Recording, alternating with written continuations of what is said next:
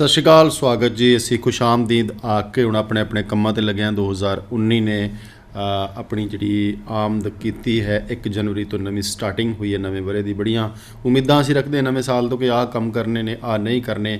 ਆਵਾਸ ਪ੍ਰਵਾਸ ਦੇ ਮਾਮਲੇ ਦੇ ਵਿੱਚ ਅਸੀਂ ਬੜੀਆਂ ਗਲਤੀਆਂ 18 'ਚ ਕੀਤੀਆਂ। ਇੱਕ ਸ਼ੋਅ ਵੀ ਅਸੀਂ ਆਰਗੇਨਾਈਜ਼ ਕੀਤਾ ਸੀਗਾ। ਅੱਜ ਅਸੀਂ ਗੱਲ ਕਰਾਂਗੇ ਮਈ ਇਨਟੇਕ ਦੇ ਕੋਰਸਾਂ ਦੀ, ਅਤੇ ਦੂਸਰੀ ਖਾਸ ਵੱਡੀ ਅਨਾਊਂਸਮੈਂਟ ਜਨਵਰੀ ਅਤੇ ਫਰਵਰੀ ਦੇ ਵਿੱਚ ਫੈਮਿਲੀ ਕਲਾਸ ਅਤੇ ਐਕਸਪ੍ਰੈਸ ਐਂਟਰੀਜ਼ ਜੋ ਹੈਗੀ ਹੈ ਅੰਟਾਰੀਓ PNP ਜਿਹੜੀ ਹੈਗੀ ਹੈ provincial nominee programme Ontario IONP Ontario immigration nominee programme OINP ਜਿਹੜੀ ਹੈਗੀ ਹੈ ਉਹਦੇ ਵਿੱਚ ਅਸੀਂ ਕਿਵੇਂ ਅਪਲਾਈ ਕਰਨਾ ਹੈ, ਕੀ ਬੈਨੀਫਿਟ ਹੋਣਗੇ, ਉਹਦੀ ਗੱਲ ਕਰਾਂਗੇ। ਅਤੇ ਨਾਲ ਨਾਲ ਅਸੀਂ ਗੱਲ ਕਰਾਂਗੇ 2018 ਦੇ ਵਿੱਚ ਗਲਤੀਆਂ ਜੋ ਹੁਣ ਅਸੀਂ 19 ਦੇ ਵਿੱਚ ਨਾ ਕਰੀਏ। ਮੈਕਰੋ ਗਲੋਬਲ ਤੋਂ ਸ਼ਿਵਾਨੀ ਚੋਪੜਾ ਜੀ ਮੇਰੇ ਨਾਲ ਇਸ ਮੰਚ 'ਤੇ ਮੌਜੂਦ ਨੇ। ਬਹੁਤ ਬਹੁਤ ਸਵਾਗਤ ਤੁਹਾਡਾ ਜੀ। ਸ਼ਿਵਾਨੀ ਜੀ, ਪਹਿਲਾਂ ਤਾਂ ਗੱਲ ਕਰ ਲਈਏ ਸਟੂਡੈਂਟਸ ਦੀ ਜਿਨ੍ਹਾਂ ਨੇ ਮਈ ਦੇ ਵਿੱਚ ਜਾਣਾ, ਉਹਨਾਂ ਲਈ ਕੀ ਆਪਸ਼ਨ ਹੈ ਇਸ वक्त? रणवीर जी, स्टूडेंट्स जो मई सेशन अभी भी टारगेट करना चाहते हैं या जिनकी एडमिशन्स मई में किसी वजह से नहीं हो पाई हैं, सो एक दो प्रोग्राम्स ऐसे हैं हमारे पास जो मैं ज़रूर हाईलाइट करना चाहूँगी। एक तो कॉनिस्टोगा कॉलेज में प्रोग्राम है enterprise content management. This is a post graduate diploma और ये एक नया कोर्स है जो रिसेंटली कॉनिस्टोगा कॉलेज ने स्टार्ट किया। इट्स अ न्यू स्ट्रीम और बहुत ही बेनिफिशियल हो सकता है स्टूडेंट्स को। जो भी स्टूडेंट्स IT बैकग्राउंड वाले हैं या कंप्यूटर बैकग्राउंड वाले हैं जिन्होंने बैचलर डिग्रीज़ की हैं, लाइक BCA किया है या BSc IT किया है या BTech कंप्यूटर साइंस किया है, वो इस प्रोग्राम के लिए एलिजिबल हैं। इसकी जो रिक्वायरमेंट है वो 6.5 ओवरऑल 6 से नीच के साथ ही है और सबसे बड़ा प्लस पॉइंट ये है कि 2 इयर्स की ड्यूरेशन के साथ ही प्रोग्राम कॉनिस्टोगा कॉलेज ऑफ़र कर रहा है। सो जो स्टूडेंट्स किसी वजह से मई में अभी अपना एडमिशन नहीं करवा पाए हैं या सितंबर में भी उनको कोई सूटेबल प्रोग्राम नहीं मिल रहा है और कंप्यूटर बैकग्राउंड वाले स्टूडेंट्स हैं, वो इस पर्टिकुलर कोर्स के लिए post graduate diploma enterprise content management के लिए हमें कॉन्टेक्ट कर सकते हैं इमीडिएटली। और सीट्स आर लिमिटेड, तो काइंडली आप जल्दी अप्रोच करें। इसके अलावा मैं ये ज़रूर बताऊँगी कि एल्गोमा यूनिवर्सिटी है ओंटारियो में जिसमें बहुत अच्छे पोस्ट ग्रेजुएट प्रोग्राम्स हैं और प्लस पॉइंट इसका ये है कि 6 बैंड्स इन ईच मॉड्यूल के साथ ये PG प्रोग्राम्स आपको ऑफ़र कर रही है। सो ये PG प्रोग्राम्स हैं post graduate diploma in business हो गया या इंफॉर्मेशन टेक्नोलॉजी उनके पास है, कंप्यूटर गेमिंग टेक्नोलॉजी का पोस्ट ग्रेजुएट प्रोग्राम है और कंप्यूटर में जो लोग डेवलपमेंट में या सॉफ्टवेयर लाइन में जाना चाहते हैं उनके लिए भी पोस्ट ग्रेजुएट प्रोग्राम्स हैं। सो एक बार मैं फिर से हाईलाइट करूँगी, एल्गोमा यूनिवर्सिटी ओंटारियो में स्टैंड करती है और 6 बैंड्स इन ईच मॉड्यूल के साथ पोस्ट ग्रेजुएट कोर्सेज के लिए एडमिशन्स ओपन हैं। और एडिशनली यूनिवर्सिटी ऑफ रेजाइना में भी आपके पास diploma associate degree diploma in arts है, कंप्यूटर्स है। सो इस तरीके के प्रोग्राम्स अभी भी ओपन हैं। सो स्टूडेंट्स काइंडली हमें टाइमली अप्रोच करें ताकि मई के लिए हम उनको टाइमली उनका ऑफर लेटर जो है वो प्रोसेस किया जा सके। 2018 ਲਈ ਤਾਂ ਆਪਸ਼ਨਸ ਬਹੁਤ ਨੇ ਜੀ। 17 ਜਿਹੜੇ ਕਿਸੇ ਕਾਰਨ ਕੈਨੇਡਾ ਨਹੀਂ ਜਾ ਪਾਏ, ਆਸਟ੍ਰੇਲੀਆ ਨਹੀਂ ਜਾ ਪਾਏ ਜਾਂ ਰਿਫਿਊਜ਼ਲਸ ਆ ਗਈਆਂ ਜਾਂ ਹਲੇ ਵੇਟ ਕਰ ਰਹੇ ਨੇ ਜਾਣ ਦੀਆਂ, ਕੀ ਸੰਭਾਵਨਾ है वीज़ा लगने की 2017 ਦੀ? ज़रूर रणवीर जी, ज़रूर पॉसिबिलिटी है बिकॉज उसके लिए मैं सिंपली ये बात मैसेज करूँगी स्टूडेंट्स को कि आप घर बैठे इस चीज़ का अंदाज़ा नहीं लगा सकते कि आप क्वालिफाई करेंगे या नहीं करेंगे, आप पॉसिबिलिटीज़ हैं या नहीं हैं। ऑब्वियसली आपको अपनी कंप्लीट प्रोफाइल के साथ पेरेंट्स के साथ पर्सनली विजिट करना पड़ेगा। इस शो के थ्रू भी जब हम मैसेज देते हैं तो हमें अनलिमिटेड कॉल्स आती हैं और कहीं ना कहीं स्टूडेंट का पेरेंट्स का टारगेट होता है कि टेलीफोनिकली उनको इन्फॉर्मेशन मिल जाए। सो ये पॉसिबल नहीं, बड़ी खतरनाक होती है। जी हाँ जी हाँ जी। सो हमारे लिए भी ये पॉसिबल नहीं होता कि बिना आपके डॉक्यूमेंट्स को देखे, बिना किसी भी चीज़ को कैलकुलेट किए आपको कोई एक श्योर आंसर हम दे सकें। सो आप प्लीज़ हमारे पास टाइमली ऑफिस में अपने प्रोफाइल के साथ विजिट करें। ज़रूर पॉसिबिलिटीज़ हैं अगर आप 2017 पास भी हैं, 18 पास भी हैं या कुछ और 16-15 वाले भी स्टूडेंट्स हैं, तो आपका गैप जिस भी वजह से रहा है, आप कुछ प्लान कर रहे थे, आप एजुकेशन नहीं कर पाए हैं या आप टारगेट थे किसी एक पर्टिकुलर यूनिवर्सिटी या कोई कॉम्पिटिटिव एग्ज़ाम्स के लिए, सो वो सब चीज़ें आपके गैप में कवर की जा सकती हैं। लेकिन again I would message please do come personally, आप पर्सनली आएँ ताकि उस चीज़ को लेके आपको एक सही एडवाइस दी जी। शिवानी जी, जिमें ਆਪਾਂ 1-2-3 ਹਫ਼ਤੇ ਪਹਿਲਾਂ ਇੱਕ ਸ਼ੋਅ ਆਰਗੇਨਾਈਜ਼ ਕੀਤਾ ਸੀ ਜਿਹਦੇ ਵਿੱਚ ਅਲਬਰਟਾ ਦਾ ਤੁਸੀਂ ਜ਼ਿਕਰ ਕੀਤਾ ਕਿ ਘੱਟ ਬੈਂਡ ਦੇ ਨਾਲ PR ਦੀ ਇੱਕ ਲਿਸਟ ਕੱਢੀ ਗਈ ਹੈ ਔਰ ਮੈਨੀਟੋਬਾ, ਨਿਊਫਾਊਂਡਲੈਂਡ, ਲੈਬਰਾਡੋਰ ਨੇ ਇੱਕ ਨਵੀਆਂ ਪਾਲਿਸੀਆਂ ਤਬਦੀਲ ਕੀਤੀਆਂ। ਹੁਣ ਜਦੋਂ ਤੁਸੀਂ ਉਹ ਬੱਚਿਆਂ ਨੂੰ ਭੇਜ ਰਹੇ ਹੋ ਮਈ ਦੇ ਵਿੱਚ ਜਾਂ ਸੈਪਟੈਂਬਰ 'ਚ ਤਿਆਰੀਆਂ ਕਰੋਗੇ, ਕੀ ਬੱਚਾ ਅਵੇਅਰ ਹੋਇਆ ਕਿ ਜਿਹੜੀਆਂ ਪ੍ਰੋਵਿੰਸਸ ਦੇ ਵਿੱਚ PR पॉलिसियाँ सौखियाँ हुई उन्होंने चुनिए या ਤੁਹਾਡੇ ਵੱਲੋਂ कोई खास प्रेफरेंस? देखिए रणवीर जी, ऐसा है personally being an ICCRC member हम लोग बहुत इस चीज़ पे टारगेट करते हैं कि स्टूडेंट को जो है वो एक्सपोजर मिले हर तरीके का ही और वो ओंटारियो और ब्रिटिश कोलंबिया जैसे लिमिटेड स्टेट्स में ना रह जाए लिमिटेड होके। सो हमेशा हमारा ये टारगेट रहता है कि कनाडा की जितनी भी स्टेट्स हैं, जितने भी प्रोविंसेस हैं जो बेनिफिशियल हैं पीआर के लिए, वो स्टूडेंट्स को ज़रूर अवेयर करवाई जाएं। सो स्टूडेंट भी जो हमारे पास आता है, हम उसको ये इस तरीके के जो पीआर प्रोग्राम्स हैं, जो पीएनपी लेवल प्रोग्राम्स हैं, या जैसे आपने अल्बर्टा का नाम लिया है, या मैनीटोबा का प्रोग्राम है, या स्टूडेंट एंटरप्रेन्योर क्लास जो स्टार्ट हो रही है पर्टिकुलरली मैनीटोबा के लिए, या न्यू लैब्राडोर और उसके लिए जो ऐसे जो प्रोविंसेस के लिए जो प्रोग्राम स्टार्ट हो रहे हैं, वो हम ज़रूर स्टूडेंट को जो है वो इन्फॉर्म करते हैं जब हम उनको ये काउंसलिंग देते हैं। लेकिन एडिशनली मैं एक और बात कहूँगी कि स्टूडेंट अभी भी कहीं ना कहीं बहुत फंसी है, बहुत ही पर्टिकुलर है, क्योंकि वो घर से इस माइंडसेट के साथ हमें विज़िट करते हैं कि हमारे रिलेटिव्स हैं या हमारे फ्रेंड्स हैं, वो किसी एक जगह पे रहते हैं या किसी एक स्टेट में हैं या ओंटारियो में ही है। सो स्टूडेंट अपने आप को लिमिटाइज्ड करके हमें अप्रोच करता है। सो मैं ज़रूर ये मैसेज पेरेंट्स को, स्टूडेंट्स को देना चाहती हूँ कि आप थोड़ा अपना जो एरिया है उसको वाइड करें, थोड़ा एक्सपोजर गेन करने के बारे में आप सोचें। और अगर आप ओंटारियो और ब्रिटिश कोलंबिया को छोड़ के कुछ और स्टेट्स को भी टारगेट करते हैं तो वो आपको बहुत बेनिफिशियल हो सकती हैं कंपैरेटिवली, क्योंकि ऐसे स्टेट्स में जो पीआर प्रोग्राम्स हैं स्टूडेंट्स के लिए, वो बहुत ही अच्छे प्रोग्राम्स हैं और पीआर की पॉसिबिलिटीज़ भी उसमें फास्ट हैं। जी, जिस तरह ਅਸੀਂ ਅਨਾਉਂਸਮੈਂਟ ਕੀਤੀ ਸੀ ਕਿ ਜਨਵਰੀ ਦੇ ਆਖਰੀ ਹਫਤਾ ਜਾਂ ਹੋ ਸਕਦਾ ਹੈ ਫਰਵਰੀ ਦੇ ਪਹਿਲੇ ਹਫਤੇ ਦੇ ਵਿੱਚ ਫੈਮਿਲੀ ਕਲਾਸ ਜਿਹੜੀ ਪ੍ਰੋਗਰਾਮਸ ਨੇ ਓਪਨ ਹੁੰਦੇ ਨੇ। ਫੈਮਿਲੀ ਕਲਾਸ ਪ੍ਰੋਗਰਾਮ ਕੀ ਹੈ, ਕਿਹਨਾਂ ਲਈ ਬਣਿਆ ਹੋਇਆ ਹੈ, ਕੌਣ ਅਪਲਾਈ ਕਰ ਸਕਦਾ ਤੇ ਇਹਦੇ ਵਿੱਚ ਕੀ ਤੁਹਾਨੂੰ ਬੈਨੀਫਿਟ ਮਿਲਣਗੇ, ਇਹਦੇ ਬਾਰੇ ਅਸੀਂ ਚਰਚਾ ਕਰਾਂਗੇ ਜੀ। ਪਹਿਲਾਂ ਮੈਂ ਥੋੜਾ ਚਾਹੂੰਗਾ ਜੀ ਕਿ ਫੈਮਿਲੀ ਕਲਾਸ ਬਾਰੇ ਥੋੜਾ ਜਿਹਾ ਦੱਸਿਆ ਜਾਵੇ। रणवीर जी, काफ़ी टाइम से मैं जो फैमिली क्लास है उसके बारे में इंट्रोडक्शन मार्केट में या ये थ्रू मैसेज मैं दे रही हूँ इस शो के थ्रू।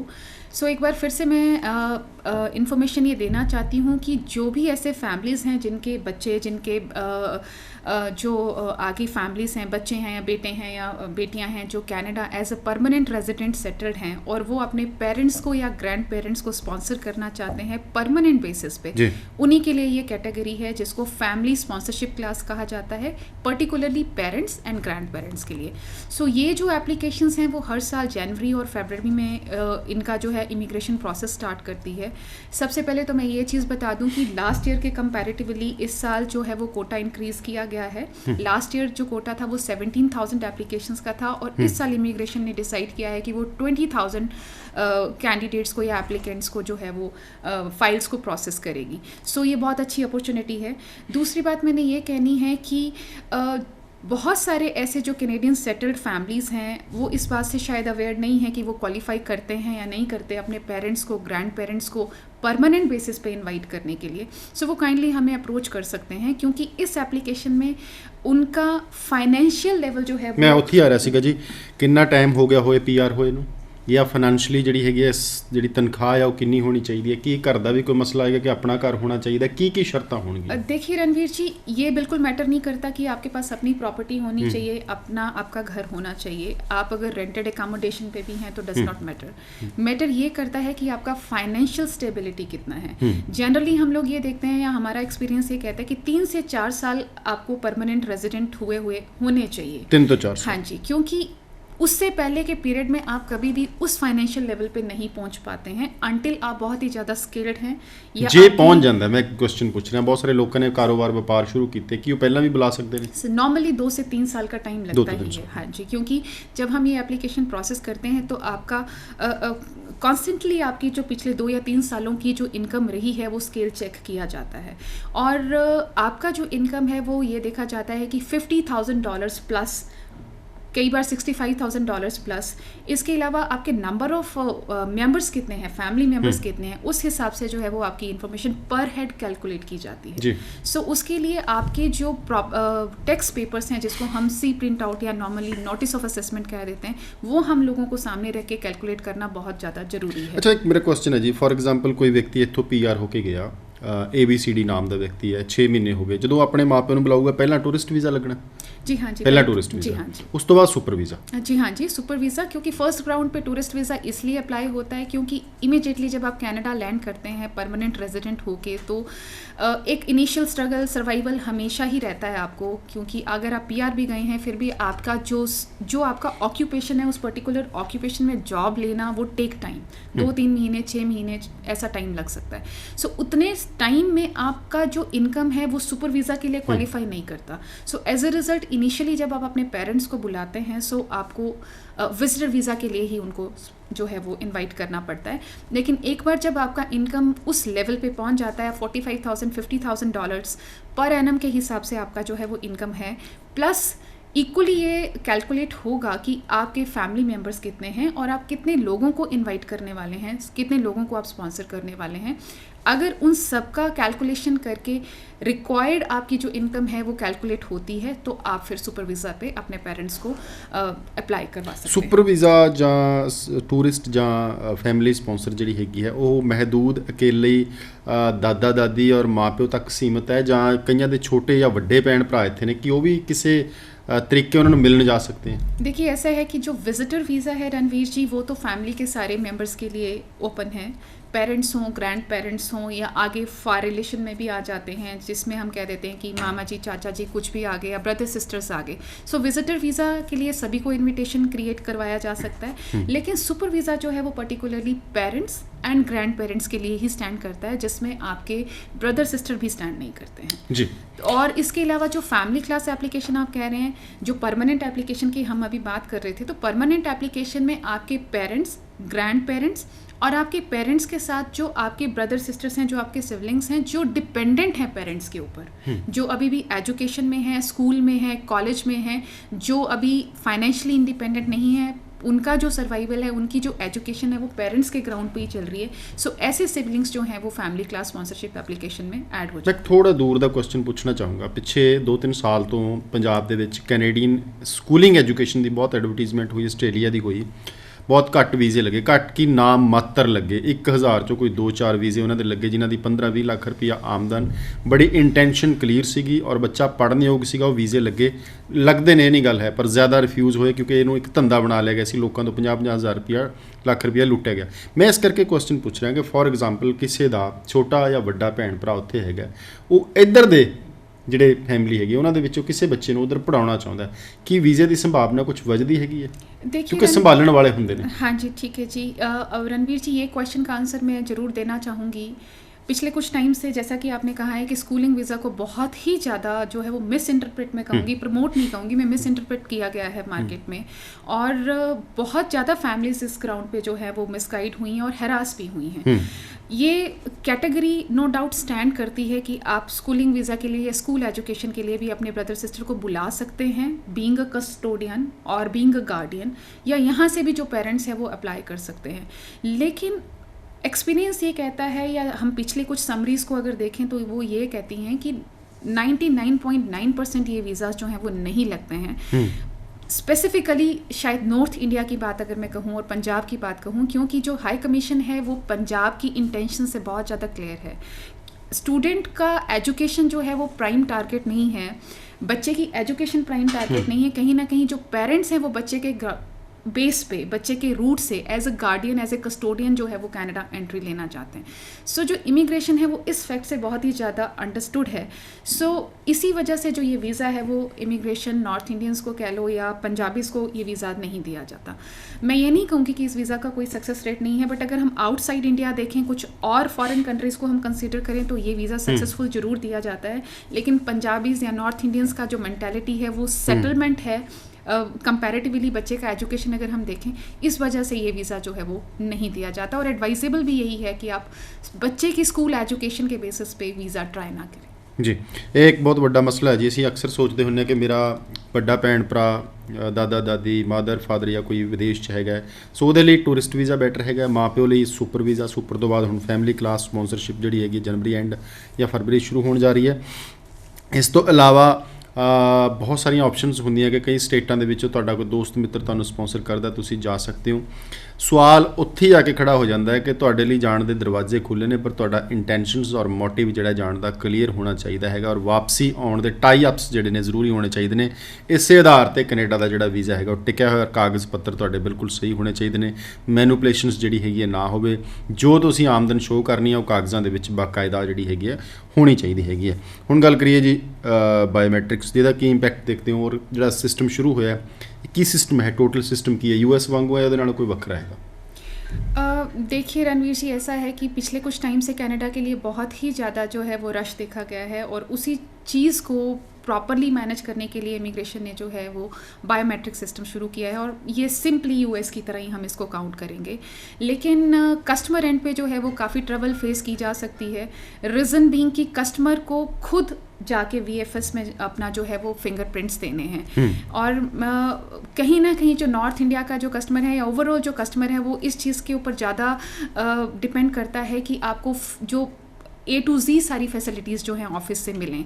और अब बायोमेट्रिक्स का ये है कि 1 जनवरी 2019 से बायोमेट्रिक सिस्टम शुरू हो गया है। सो जो भी आपकी एप्लीकेशन कैटेगरी है, चाहे वो स्टूडेंट है, चाहे वो विजिटर है या सुपर वीज़ा है या किसी भी तरीके का जो वीज़ा है, आपको पर्सनली जाके एप्लीकेशन सबमिट करना है और आपको अपने फिंगरप्रिंट्स वहाँ जाके जो है वो देने हैं। इसके अलावा ये भी है कि आप ऑनलाइन एप्लीकेशन भी अपनी प्रोसेस करवा सकते हैं, लेकिन अल्टीमेटली आपको एक बार VFS में जाके अपने फिंगरप्रिंट्स जो हैं वो जरूर सबमिट करवाने पड़ेंगे। और ये जो बायोमेट्रिक्स है this is valid for 10 years, 10 सालों के लिए इसकी वैलिडिटी है। $85 इसकी पर हेड जो है वो फीस है। अगर आप फैमिली में है तो कंबाइंड पैकेज जो है वो फैमिली के लिए बना दिया गया है। सो सिंपली ये एडवाइस है कि कंबाइंड तो 85 सारे दे हो जाने या पर व्यक्ति जो $85 लगेगा। देखिए, अगर आप सिंगल एप्लीकेंट है तो $85 आपकी फ़ीस चार्ज होगी, लेकिन अगर आप 2 से लेके 5, 3 से 5 लोगों की फैमिली है तो उसका फ़ीस स्ट्रक्चर जो है वो डिफरेंट है। अच्छा, डिफरेंट। हाँ जी। इसके अलावा मैं ये ज़रूर कहूँगी कि काफ़ी सारे लोग जो हैं वो इस चीज़ को लेके या बायोमेट्रिक्स की को लेके काफ़ी ज़्यादा कन्फ्यूज़ हैं, क्योंकि काफ़ी सारे लोगों को ये चीज़ जो है वो क्लियर नहीं है।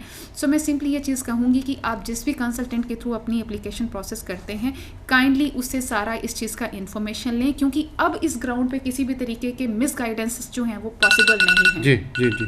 अच्छा मैम, जिस तरह डर ਸੀਗਾ ਕਿ ਸ਼ੁਰੂ ਹੋਣੀ ਹੈ, ਕਈਆਂ ਨੂੰ ਇਹ ਸੀਗਾ ਕਿ ਸ਼ੁਰੂ ਹੋ ਜਾਊਗੀ, शायद वीज़ा ना कट जाए, कोई वीज़े ਦੇ ਨਾਲ ਸੰਬੰਧ है, इस चीज़ ਦਾ ताल्लुकात है? जी नहीं रणवीर जी, ये वीज़ा को बिल्कुल भी अफेक्ट नहीं करेगा किसी भी तरीके से, लेकिन इससे एक फैसिलिटी ज़रूर हो जाएगी एंड यूज़र को या कस्टमर को। जो मैं ये कहूँगी कि काफ़ी तरीके की जो गलत प्रैक्टिसेस थी वो जो है वो कम हो जाएंगी।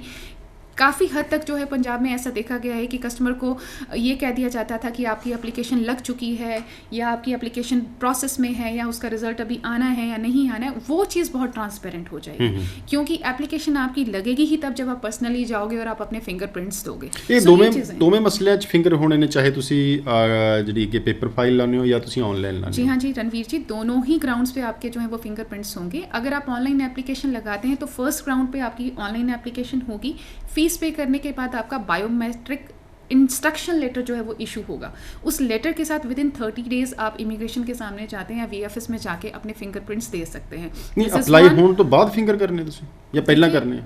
ऑनलाइन एप्लीकेशन में तो पहले आपकी एप्लीकेशन अप्लाई होगी, उसके बाद आपको बायोमेट्रिक इंस्ट्रक्शन लेटर आएगा, वो लेके आप अपना जो है वो VFS में अपने फिंगरप्रिंट्स दोगे। लेकिन अगर आप हार्ड कॉपी एप्लीकेशन के साथ जाते हैं तो जिस दिन आप अपनी एप्लीकेशन लेके जा रहे हैं उसी दिन आपके जो अच्छा सेम डे हो जाना है, पर ਤੁਹਾਨੂੰ अपॉइंटमेंट लेनी पड़ी है। जी हाँ जी, अपॉइंटमेंट लेनी जी हाँ जी। वो अपॉइंटमेंट वाला सिस्टम ये है कि जब आपकी फीस हम ऑनलाइन पे करेंगे, फीस पे करने के साथ ही एक लेटर इशू होगा, उस ग्राउंड पे आपकी अपॉइंटमेंट के साथ आप अपनी हार्ड कॉपी एप्लीकेशन जो है वो एम्बेसी में सबमिट करने चाहिए। ਚੰਡੀਗੜ੍ਹ ਦੇ ਵਿੱਚ ਹੋਣੀ ਹੈ ਇਹ ਬਾਇਓਮੈਟ੍ਰਿਕਸ? जी हाँ जी, चंडीगढ़ में ਕੋਈ ਦਿੱਲੀ ਜਾਣ ਦੀ ਜ਼ਰੂਰਤ ਨਹੀਂ ਹੈ।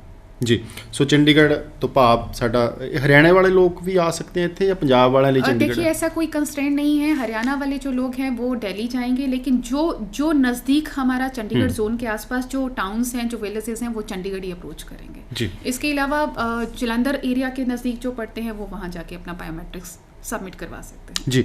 OINP Ontario immigration nominee programme की है, फैडरल ਦੇ ਨਾਲੋਂ ਇਹਦਾ ਕੀ ਫਰਕ ਹੈ ਕਿ ਜੇ ਕਿਸੇ ਦੇ ਪੁਆਇੰਟ ਘਟਦੇ ਨੇ ਕਿ OINP ਦਾ ਫਾਇਦਾ ਲੈ ਸਕਦਾ? देखिए रणवीर जी, OINP जो ओंटारियो इमिग्रेशन नॉमिनेशन प्रोग्राम जो है, इसी की आगे एक सब कैटेगरी है ह्यूमन कैपिटल प्रायोरिटी स्ट्रीम। सो ये लास्ट 2 ईयर से जो है वो प्रोसेस में है और बहुत बेनिफिशियल रही है।